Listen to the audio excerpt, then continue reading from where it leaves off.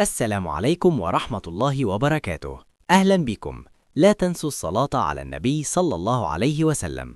ولو الفيديو عجبكم ادعمونا بلايك واشتراك علشان يوصلكم كل جديد. ويلا نبدأ. مواعيد مباريات الجولة الأسبوع 25 في دوري روشن السعودي. نادي ضمك ضد نادي الرياض يوم الخميس 5 مارس الساعة 9 مساء بتوقيت القاهرة والساعة 10 مساء بتوقيت السعودية. مباراة الخلود ضد نادي القادسية يوم الخميس 5 مارس الساعة 9 مساء بتوقيت القاهرة الساعة 10 مساء بتوقيت السعودية. مباراة الأهلي ضد نادي الاتحاد يوم الجمعة 6 مارس الساعة 9 مساء بتوقيت القاهرة الساعة 10 مساء بتوقيت السعودية. مباراة الخليج ضد نادي الحزم يوم الجمعة 6 مارس الساعة 9 مساء بتوقيت القاهرة الساعة 10 مساء بتوقيت السعودية.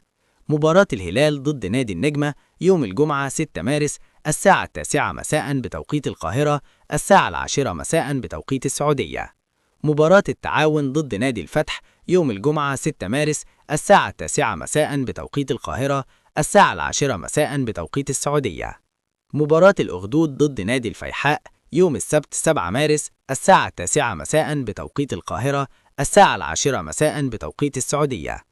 مباراة النصر ضد نادي نيوم يوم السبت 7 مارس الساعة 9 مساء بتوقيت القاهرة الساعة 10 مساء بتوقيت السعودية.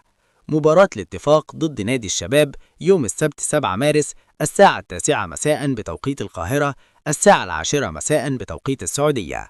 فضلا وليس أمرا، إذا الفيديو عجبكم لا تنسوا الاشتراك بالقناة وتفعيل الجرس عشان يوصلكم كل جديد. والسلام عليكم ورحمة الله وبركاته.